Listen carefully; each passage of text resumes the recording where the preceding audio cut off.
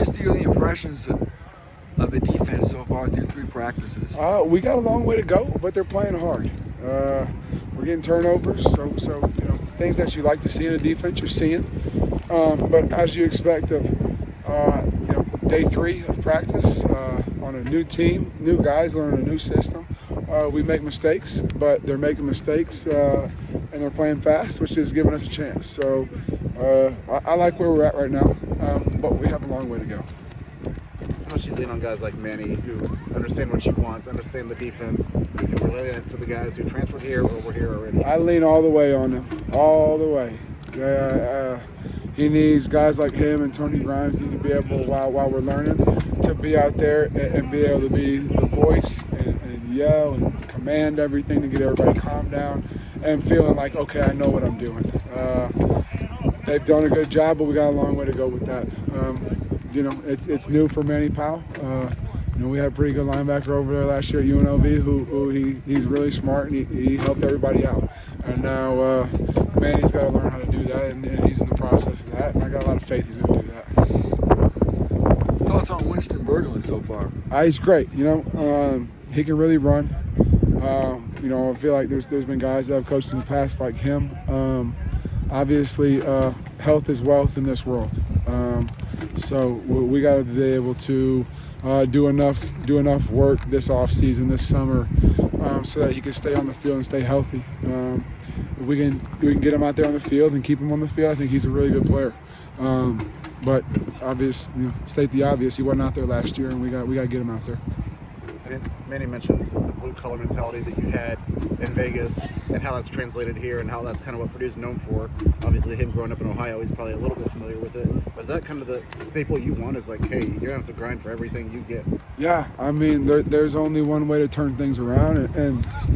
But to them, there's only one way for them to become a better football player, and that's to work. And that's for us as coaches to be honest with them on what they need to work on and be honest with them on the field about what we see. And then they have to be honest with themselves and have the desire to want to work.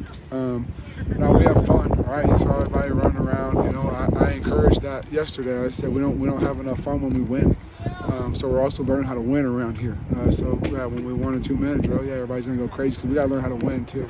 So we're gonna have fun, but that doesn't come without the work. And I think everyone here wants things to be different, player-wise. They want things to be different. They don't want to repeat of what they've been around, and they understand. And we're getting them to understand that there's only one way to get there, and that's to work. And they're buying into it. So it's a mix of mixing the fun stuff with the work, and understand that hey, if we work hard, then that's what makes the fun. And I think that's what we're getting to. Is there one guy that's been the green dot so far earlier? Is that something? Yeah, I'm trying to get my walkie-talkie to work. It's a new system. So there's a few guys with it right now. Obviously, I feel really comfortable with the linebackers having them. So one of them right now has them and will have it. But we haven't. I mean, we're so far away from where that would be, and we're learning that it doesn't get used much. And then, like I said, I'm still trying to figure out that walkie-talkie. I don't really know how to use it yet. So once I figure that out, we'll be better at it. What's like your elevator pitch if you were to describe your defense to somebody? We're going to play fast. We're going to attack and play fast. We like to play offense on defense, okay? We're going to come after you. So we're going to come after you, but in ways that the guys playing behind, they can play fast and they can run to the football and everybody's eyes are on the football. And in a way to, let's just say I'm going to play one guy happens to get beat. Well, we're not going to give up 99 yards. There are layers to it. We'll have layers to our defense, but we will be attacking up front and creating layers on the backside so that we can, you got to make a team work it all the way down the field. If they can do that, you got to go to the sideline, adjust your defense, and be able to fix it next time. But you got to force them to. I'm sure you guys seen many big plays. One play drives is what leads to letting up 60, right? So we don't let those up. We run around. We play fast. We got a chance. Last time we talked to you, talked a lot about pass rush and the importance of it. Yeah. What have you seen from that in that regard? I mean, they've been doing a heck of a job. Like I said, a long way to go.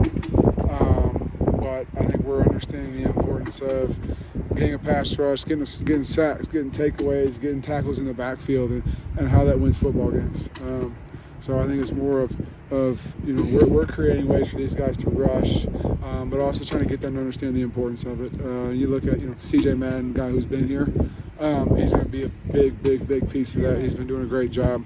He's another guy as a leader. As he starts to learn and feel comfortable, he'll play a big role in leading our defense. So, you add new guys like Breon and CJ Nunley. You say an old guy like Trey Smith who's been here. There's talent there.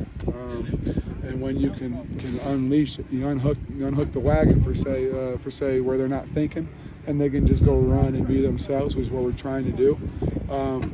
They're getting back there. Like I said, we got a long way to go. TJ Lindsay looked like a guy's been playing inside then. Yeah. Oh yeah. No, TJ's been inside for us. With our defense, there'll be a lot of movement, moving parts. We move a lot. So he's inside right now. He's been doing a heck of a job. He's got a lot of quickness in there. He's up to close to 300 pounds, and moving the way he does at 300 pounds, you got something there. If we can get him to play hard. How about Crew Wakely? Had the big INT here late. I imagine you're counting on him to be a leader in the back end, right? Yeah, most definitely. There's a lot of guys where right now, you see Crew. He made the interception today. He dropped one too, just in case you're counting. But we're trying to move all of our pieces around everywhere, from linebacker to safety to corner. Whether it's the defense and what I'm calling, or the position the players are in, we're still doing this shuffle of, hey, where is our guy's best position? And once we finally end that shuffle, then it's kind of like, okay, what play calls are best for these players in this position? So we're working through that. But Crew, like today, he's playing fast, gets a pick. Well, that's a new position that he hasn't played yet this spring. So he went 2 practices at one position, right? 3rd practice, he moves to a different one, and he's out there playing fast, which is what we designed to do. But it's also, involved in the shuffle of getting guys where you put a guy in a position and you don't really know him yet, and you're like, I don't know, I don't know if Manny Powell's a Mike. Maybe he should be a Will. Right, so then it's like, okay, let's try him at Will, and let's try him with this set of play calls and see if that's his skill set, right? And you do that with the entire defense through spring ball, through fall camp, so you kind of figure out what you're good at. It's like I said before, it's what they're good at. It's not what I know. There's a lot of defenses out there. You can Google them, and you can look them up, and then you can print them off and hand them to people. But that doesn't mean much. It's what the players can do and do fast. What have you seen from Stu Smith? Stu Smith. Stu Smith is a heck of a player. He's going to be a big time part of our defense.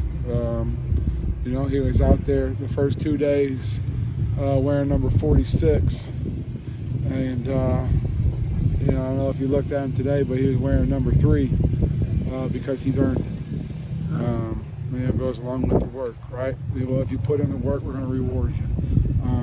He's earned that.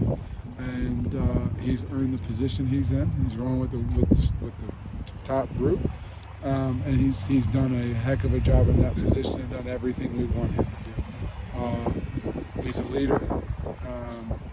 He'll continue to grow and learn his position. He's another guy who's changed positions throughout the first 3 days and done it seamlessly.